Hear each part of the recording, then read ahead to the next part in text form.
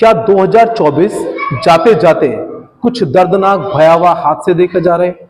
आज हम इनके बारे में चर्चा करेंगे और देश की तेजी से भटक रहे युवाओं को भविष्य का सही निर्णय लेने में उनकी मदद करेंगे। इस क्रम में सबसे पहले बात करेंगे मेरठ में हुई हाल ही के अंदर एक दर्दनाक घटना की, जहां एक 11वीं का स्टूडेंट अपने ही कोचिंग में पढ़ने वाले 12वीं के लड़के की निर्मम हत्या कर देता है। एएसपी आयुष विक्रम के मुताबिक मृतक अभिनव ने अपने दोस्त आर्यन के मोबाइल से आर्यन और उसकी गर्लफ्रेंड के कुछ आपत्तिजनक वीडियो फोटो अपने मोबाइल में ट्रांसफर कर लिए थे और उसके बाद आरोप है कि वो आरोपित की गर्लफ्रेंड पर दोस्ती का दबाव बना रहा था, जो आरोपित को कभी भी बर्दाश्त नहीं था। इस बात को लेकर दोनों दोस्तों में कई बार कहासुनी भी हुई। हम आपको बता दें कि मृतक अभिनव अपने मां बाप का इकलौता बेटा था, आईआईटी की तैयारी कर रहा था और इस घटना को अंजाम देने का आरोपित भी आईआईटी की तैयारी में था। बहरहाल इसके बाद आरोपी ने अभिनव को हमेशा के लिए खामोश करने का फैसला ले लिया और आरोपित ने सोशल मीडिया पर, यूट्यूब पर उसे रास्ते से हटाने के तरीके सर्च किए और इन तमाम तरीकों में एक बेहद खतरनाक तरीका अपनाया। इस खतरनाक इरादे से अनजान अभिनव आरोपी से अभी भी दोस्तों की तरह मिल रहा था, क्योंकि आरोपित के बिहेवियर में अभिनव को लेकर जरा भी कोई भी बदलाव नहीं था और अभिनव को जरा भी अनुभव नहीं हुआ कि उसके मन में इतना बड़ा षड्यंत्र चल रहा है।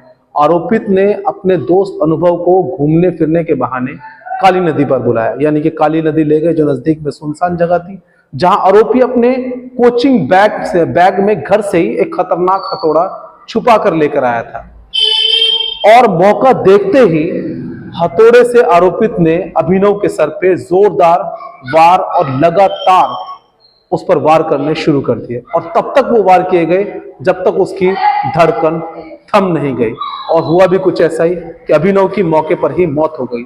इस घटना को अंजाम देने के बाद आरोपित मॉल से कपड़े खरीदता है, उन्हें बदलता है और नॉर्मली अपने घर चला जाता है।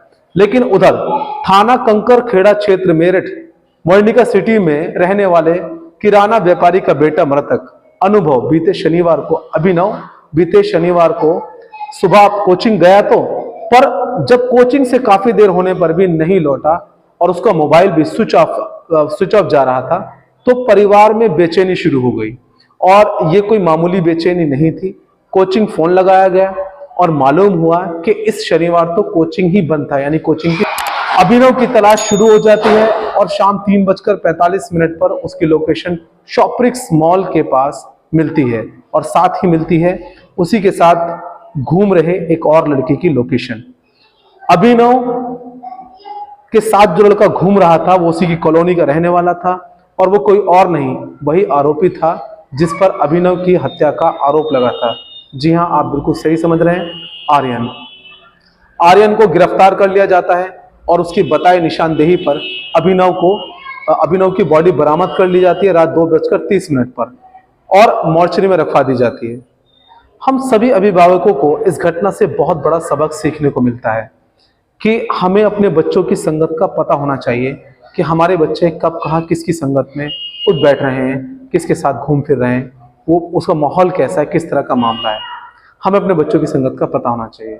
या फिर कहीं हमारे बच्चे किसी व्हाट्सएप प्रोफेसर की या किसी दंगाई नेता के भाषण से प्रेरित होकर कट्टर दंगाई तो नहीं बन रहे, इस बात का भी हमें बहुत ख्याल रखना चाहिए। इस तरह की वारदात कहीं भी कभी भी दोबारा ना हो, उसके लिए कमेंट में अपना सुझाव जरूर दें। हमारे हौसला अफजाई करने के लिए कहीं ना कहीं इस चैनल को भी जरूर सब्सक्राइब करें और आप समस्त लोगों को मेरी टीम की तरफ से नव वर्ष की बेहद शुभकामनाएं। आपका परिवार पूरे साल खुश रहे, आपका अच्छा रोजगार चले, आप तमाम लोगों के साथ बहुत अच्छे से व्यवहार करें, ऐसे ही कामना है।